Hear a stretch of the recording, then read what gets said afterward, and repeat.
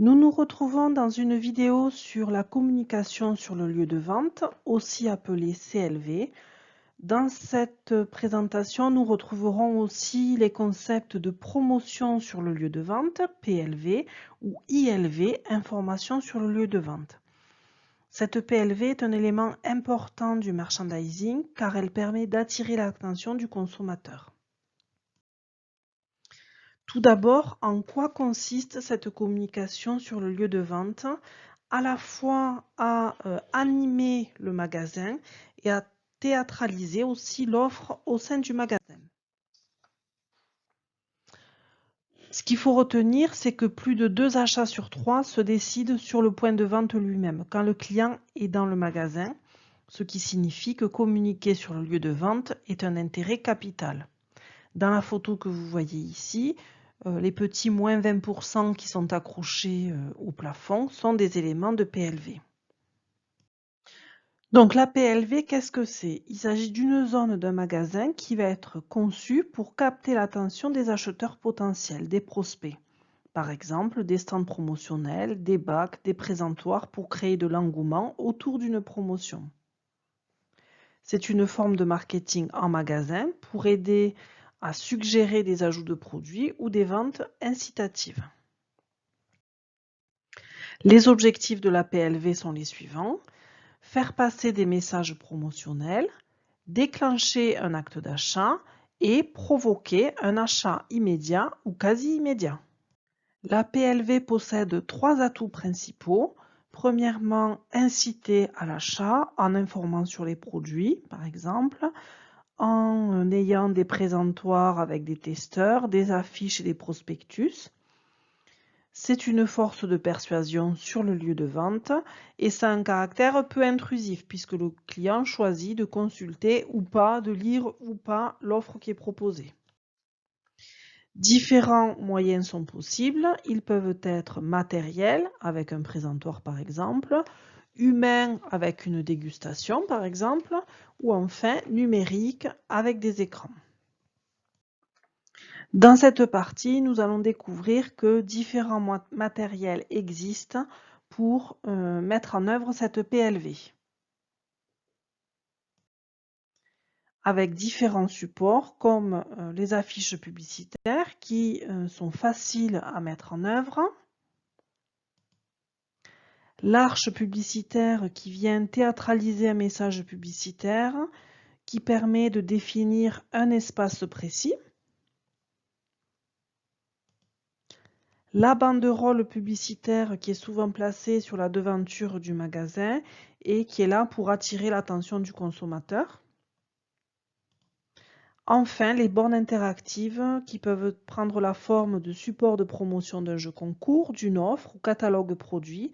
Elles donnent une image de modernité auprès des consommateurs en intégrant de l'interactivité.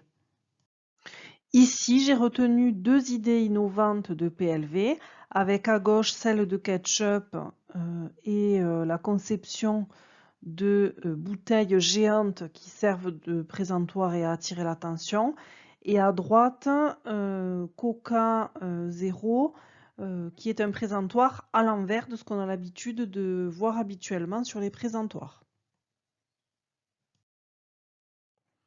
Sephora propose une PLV innovante pour Armani avec la mise en place d'écrans pour promouvoir le parfum en tête de gondole. Maintenant, comment je fais concrètement pour déployer ma PLV? Première étape, définir les supports. On va voir comment. Priorité à la visibilité et ensuite placer le produit au cœur du briefing.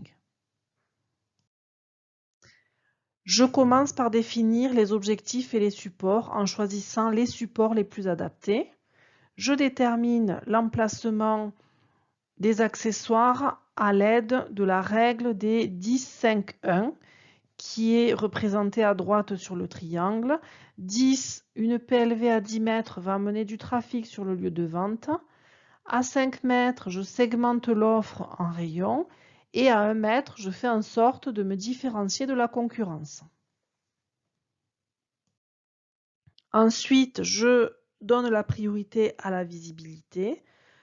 avec comme règle de ne pas dépasser 1,80 m pour être facilement vu, s'adapter au positionnement dans le magasin et être lisible et compréhensible. Ma PLV doit être intégrée dans un parcours client plus global.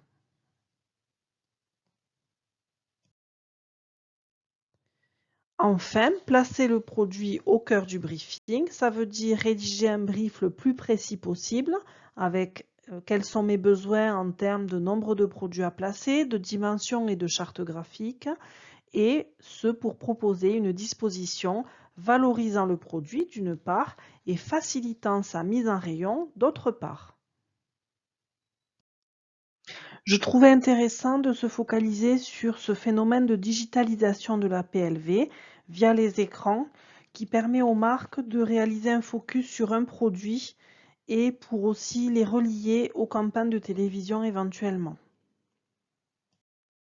Dans le digital, les supports sont très variés à travers des écrans, comme ici une présentation d'un outil dans un magasin de bricolage, des bornes interactives accessibles aux clients, ou bien des tablettes tactiles pour feuilleter un catalogue, explorer une gamme de produits ou de services par exemple. L'atout du digital dans la PLV, c'est qu'il facilite l'interactivité.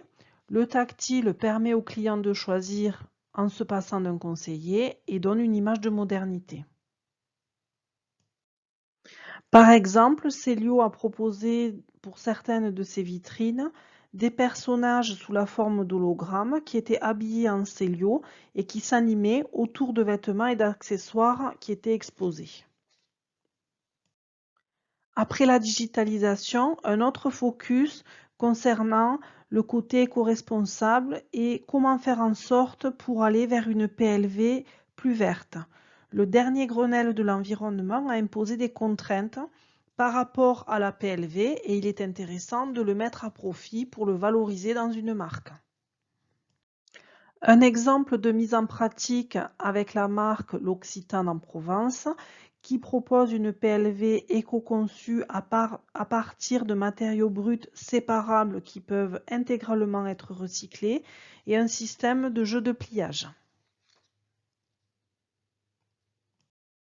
Ensuite, Essie, qui est une marque de vernis, propose une PLV pour Monoprix plus verte, en bois et en carton imprimé, avec un écolabel et ça témoigne de la prise en compte de la problématique du développement durable du groupe L'Oréal.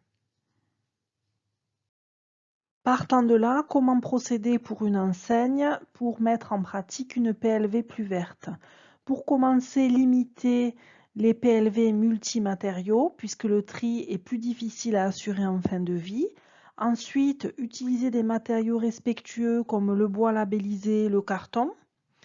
Éviter les colles nocives, limiter le nombre de prototypes lorsque je travaille sur la présentation de ma PLV et enfin réduire les épaisseurs de matière comme cela est déjà pratiqué dans les packaging produits. Pour conclure, la PLV est un élément incontournable de sa stratégie marketing. Il est important de la planifier dans le temps en adéquation avec les campagnes programmées et elle est un levier qui contribue à l'image de marque de l'enseigne. Merci pour votre écoute et à vous de jouer pour concevoir votre PLV.